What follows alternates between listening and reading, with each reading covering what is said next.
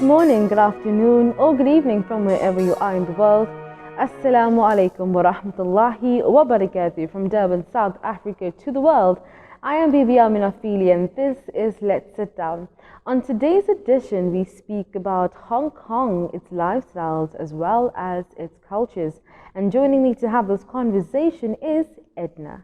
EDNA, welcome to Let's Sit Down. Yeah, I'm happy to be here. Thank you so much for coming through. Okay, so little is known about Hong Kong.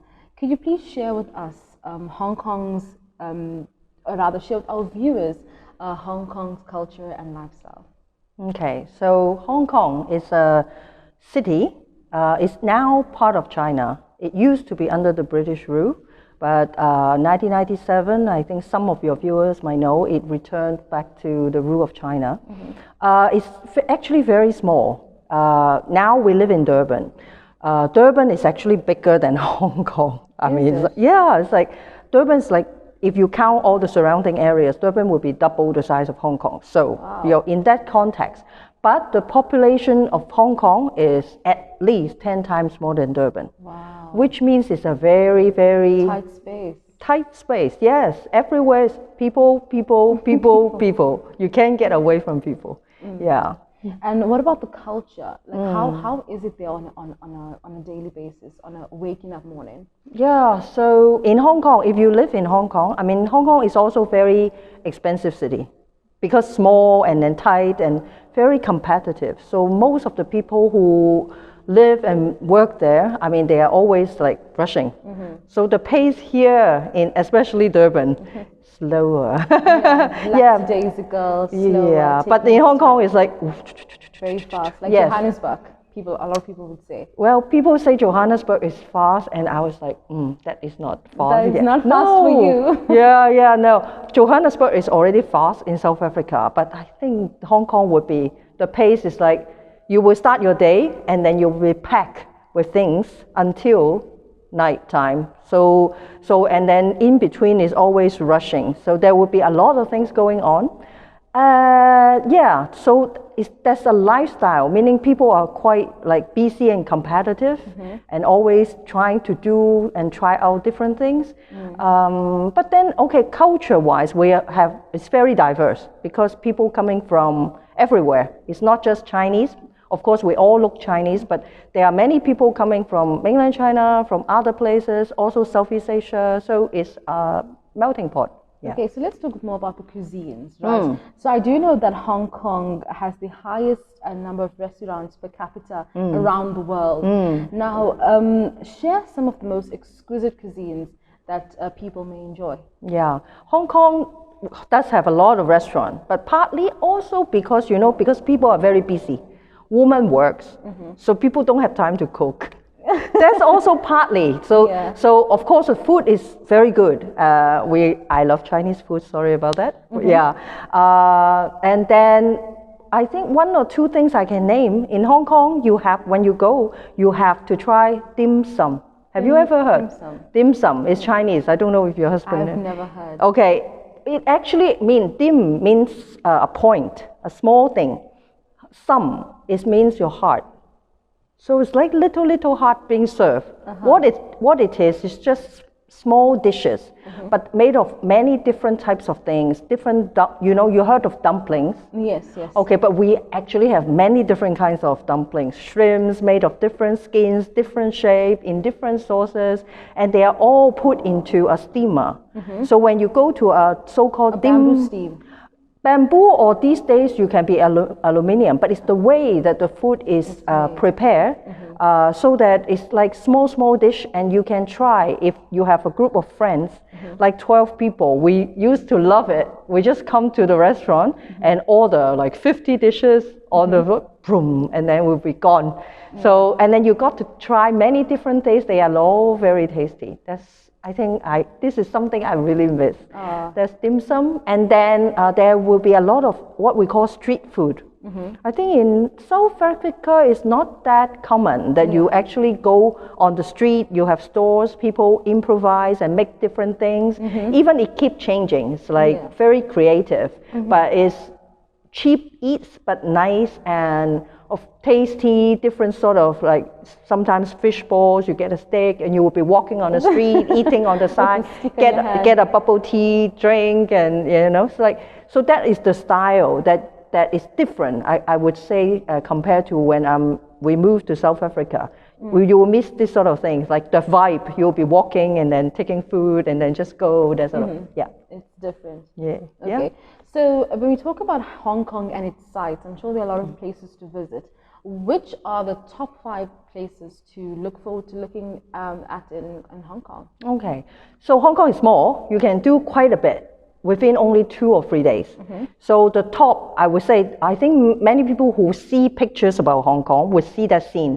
It's like from a so-called mountain, you look down to the view of Hong Kong, especially at night. That is what we call the peak. It's not that tall. You can actually walk up. But there is also a 100-year-old tram, peak tram, that you can take up, and you get the view of the city. The city is like what we call the concrete jungle. Oh, wow. So you have these 100-story or 70-story. 100 stories? Yeah. Wow, that's high. Our friend used to live, we go visit him at 78-story. We have to change the lift in the middle. It's like that. So you have a whole, what we call the jungle with all the concrete buildings. You will be looking at thousands of lights. And so the peak. Then you have actually very close by, this is all around Hong Kong Island, the main island where all the business are mainly concentrated.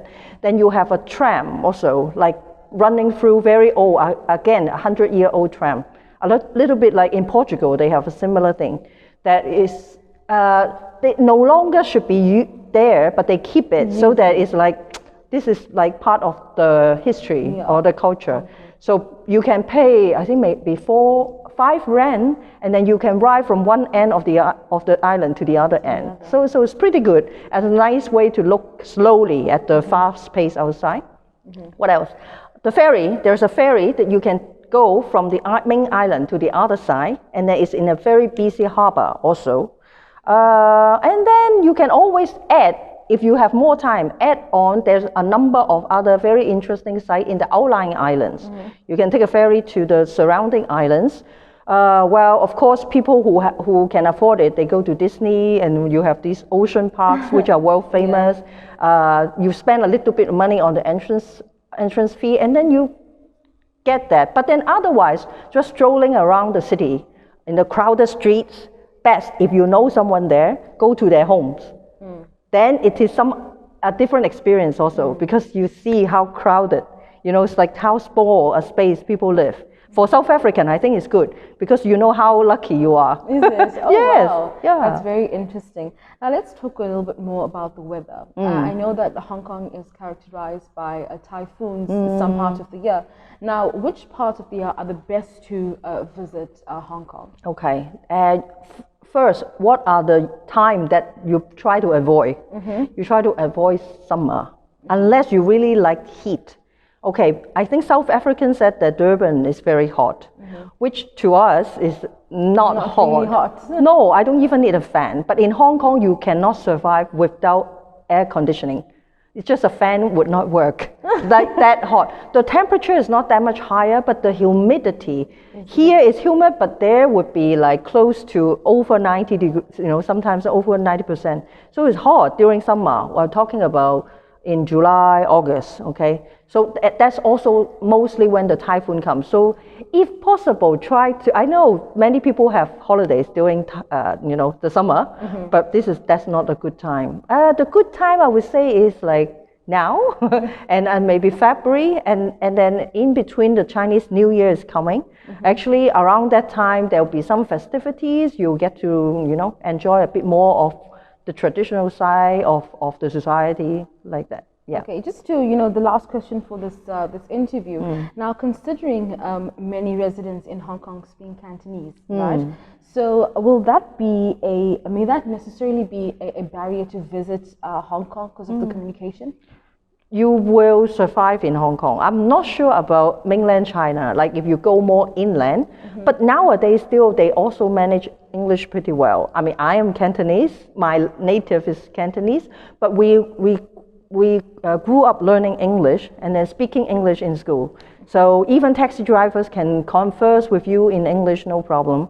Maybe not, not as fluent, but then you can always survive. And there are many foreigners living in Hong Kong, so it's not an issue at all. Yeah, you can feel safe there, and then traveling around, finding help. Yes. Yeah, well, that was very interesting. I'm hoping that maybe the crew and everyone, we can all go to Hong Kong one day. Yeah, and have dim sum together. Yeah. Thank you so much for joining us. Yeah, no, it's a pleasure. Yes. Absolutely.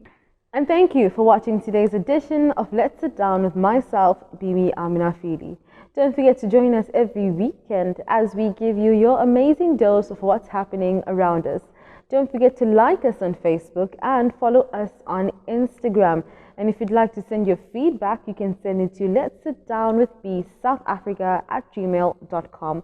From us here, the team, Assalamu alaikum.